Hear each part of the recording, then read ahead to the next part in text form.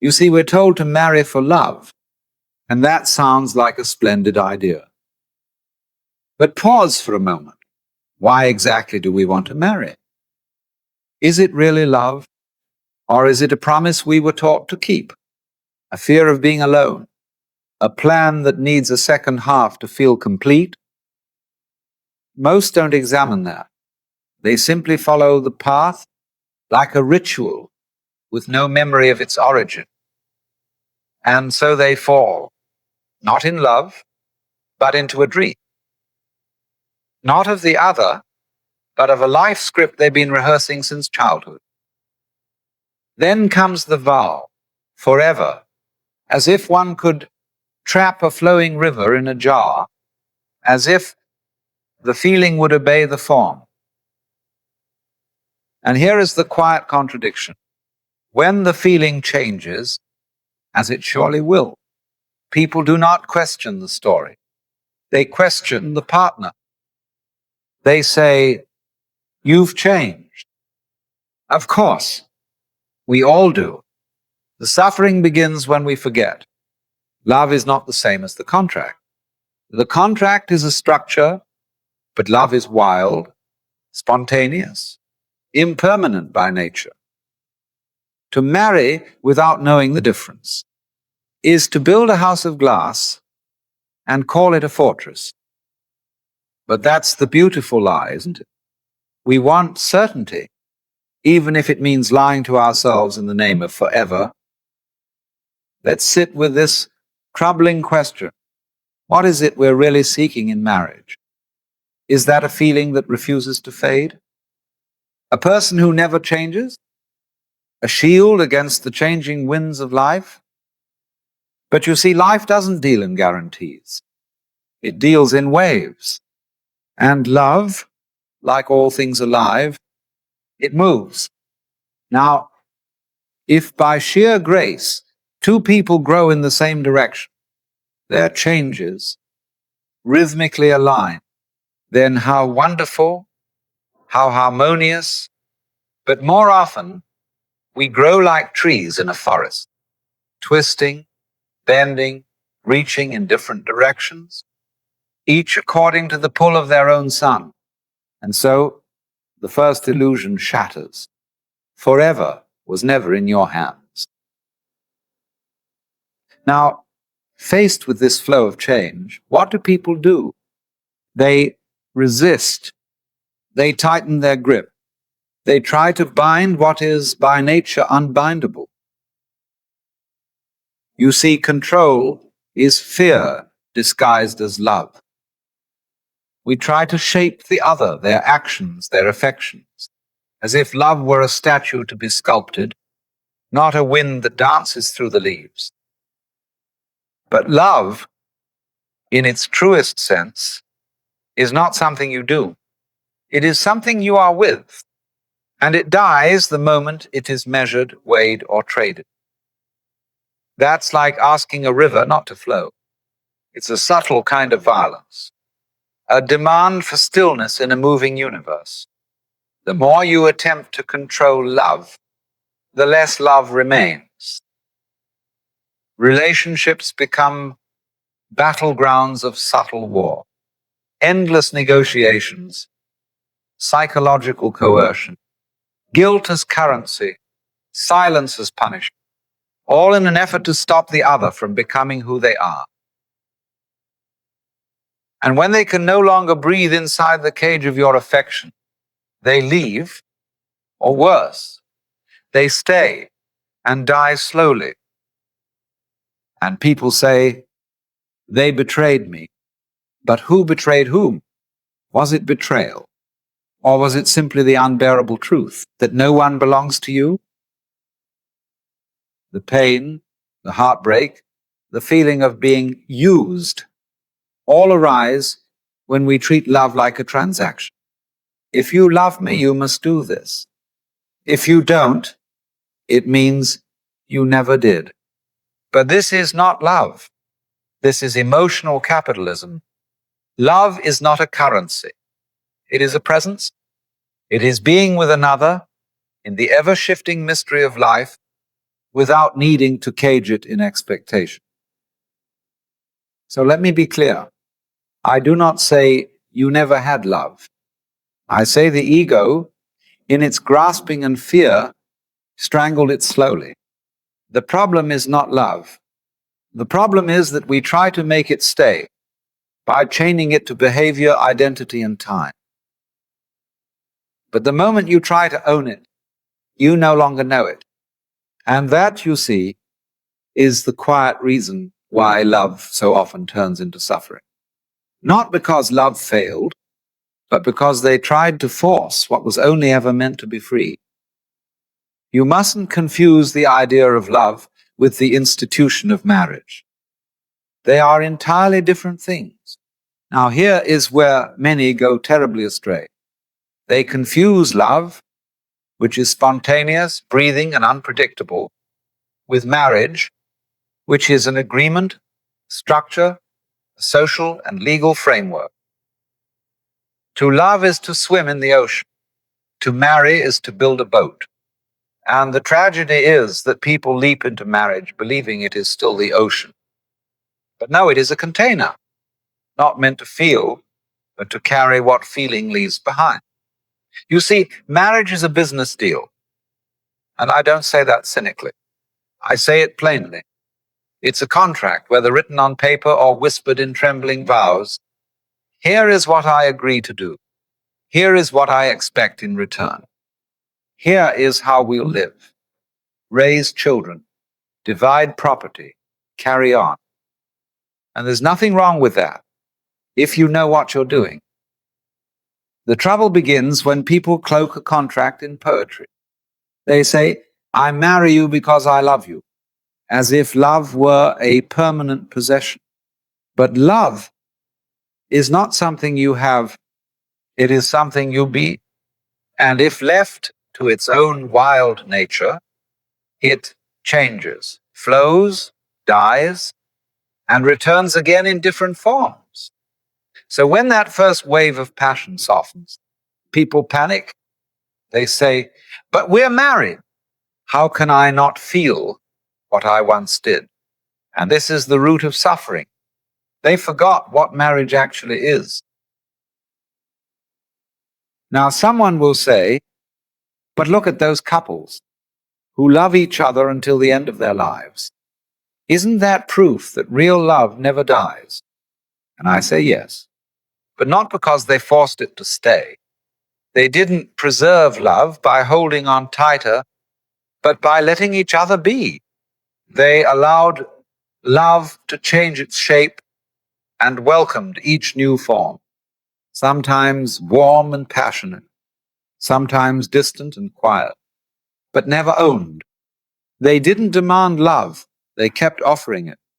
And so, if you want to marry for love, you must let love remain free, not as something owed to you, but as something gifted by grace. Just be honest with yourself and others. If you marry for security, say so. If you marry to raise children, say so. If you marry because of tradition, expectation, or loneliness, admit it. Just don't pretend it's all about eternal romance, because that fantasy will poison you when reality sets in. Here's what most people miss.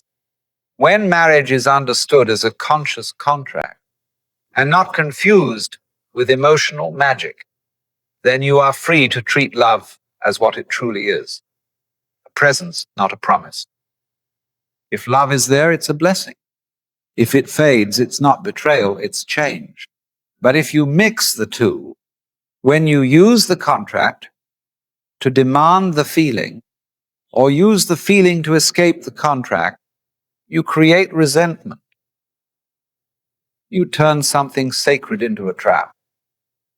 So again, I ask, why do you want to marry?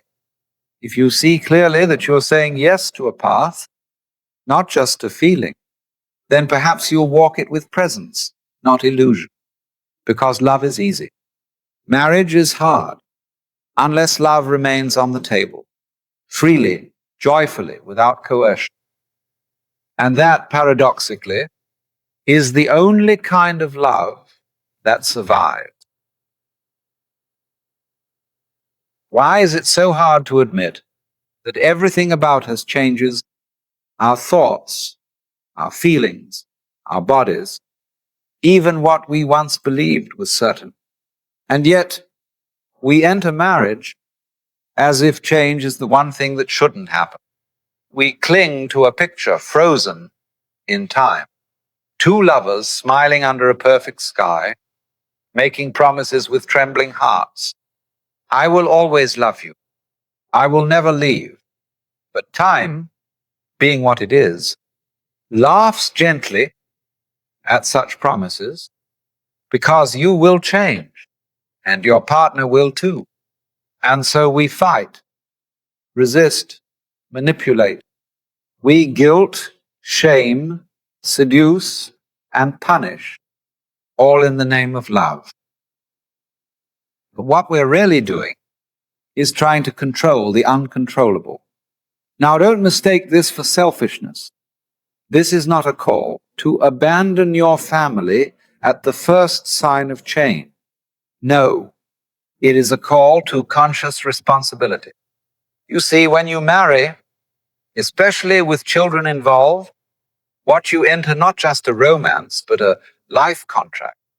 And contracts come with consequences. You don't get to drift away silently or disappear in the name of finding yourself, leaving your partner drowning in confusion, or your children aching for stability. So what is the answer? Perhaps it begins with honesty, deep presence, and a clear-eyed awareness. Before you marry, ask the question no one dares ask. What happens if this doesn't work? Not as a curse on the future, but as a mindful act of readiness. Not, how do I stay no matter what?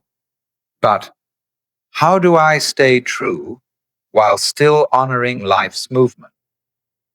Because to stay in a dead marriage out of guilt, fear, or appearances is to slowly destroy everyone involved. Not just you, but your partner, your children, your future.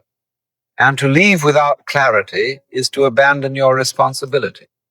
So we need a new kind of maturity, one that can love deeply and also let go wisely. To say, I will walk with you as far as truth allows. And if the path parts, I will part with love, not war. I will care for what we've built, even if we can no longer build together. That is not romantic. That is not sentimental. That is real love. A love that doesn't trap. A love that doesn't collapse into control or cowardice. So stay if you can stay freely, and go if your going is honest and your responsibility remains intact. Because the goal is not to preserve the picture, but to protect the people inside it. And sometimes that means breaking the frame. To understand what is, you must let go of what should be. Before you say, I do, ask yourself, who is speaking? Is it the soul still open and clear? Or is it the voice of fear, tradition, loneliness, or the longing for a story to save you? You see, most people do not marry a person. They marry an idea, an illusion spun from childhood tales, inherited beliefs, and the dreams of those who came before. They imagine security, status, belonging, and call it love. But marriage is not salvation. It is not therapy. It is not a fairy tale sealed with a kiss. It is a daily dance with uncertainty, a shared practice of choosing not just once at the altar, but again and again through seasons of chaos, silence, growth, and decay. So before you walk in, sit quietly and ask, am I marrying because I'm whole, or because I'm afraid to be alone? Am I entering with clarity or with hope as a disguise? Am I prepared to grow beside this person, even if they grow in ways I cannot predict?